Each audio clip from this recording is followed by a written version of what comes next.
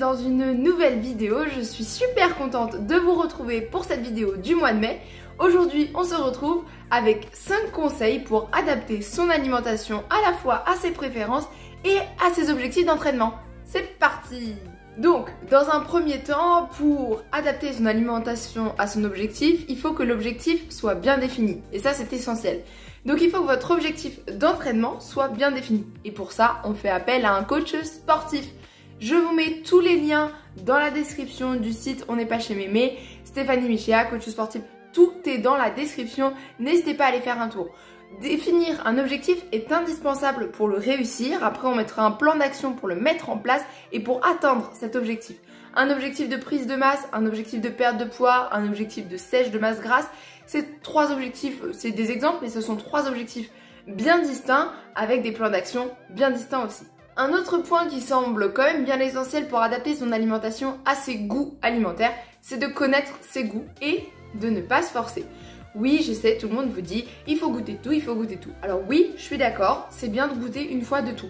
Maintenant, c'est bien aussi de ne pas être en permanence dans une frustration ou dans une obligation de tout goûter s'il y a tel ou tel aliment que vous n'aimez pas, que vous ne digérez pas pour X ou Y raison. On ne se force pas, on se construit des menus avec des aliments qui nous plaisent et qui nous conviennent. Et je vous promets que c'est possible d'atteindre tous vos objectifs avec uniquement des aliments que vous aimez. Et pour ça, quoi de mieux que de faire appel à une diététicienne du sport? N'hésitez pas. Le troisième point pour atteindre à la fois vos objectifs sportifs tout en faisant attention à vos goûts alimentaires, c'est de planifier vos repas à l'avance. Planifier vos repas à l'avance, ça va vous permettre du gain de temps, ça va vous permettre aussi d'éviter des écarts complètement inattendus parce que pour X ou Y vous n'avez pas le temps, pour X ou Y raison vous n'avez pas le temps de faire à manger ce soir-là, donc vous auriez commandé Uber Eats ou quelque chose comme ça, et bah là non, parce que vos tupperwares sont tout prêts dans le frigo, donc ça, oui, préparez ces repas à l'avance. Et en plus vous pouvez faire un peu de batch cooking. Je vous mets plus d'informations dans la description au sujet du batch cooking. N'hésitez pas, il y a des vidéos qui existent, j'ai fait un article aussi, n'hésitez pas à aller le voir. Voilà. Le quatrième conseil est d'intégrer une variété d'aliments / de recettes.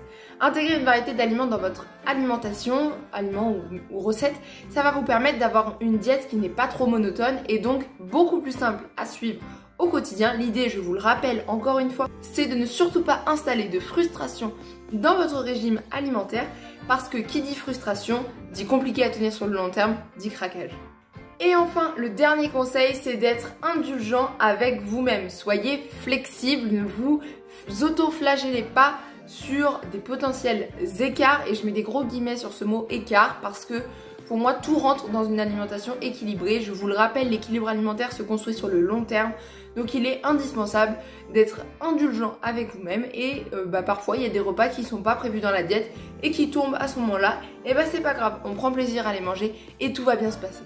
Merci beaucoup d'avoir regardé cette vidéo, on se retrouve le mois prochain pour la prochaine vidéo et moi je vous dis à très vite sur tous nos réseaux et d'ici là, n'oubliez pas, on n'est pas chez Mémé.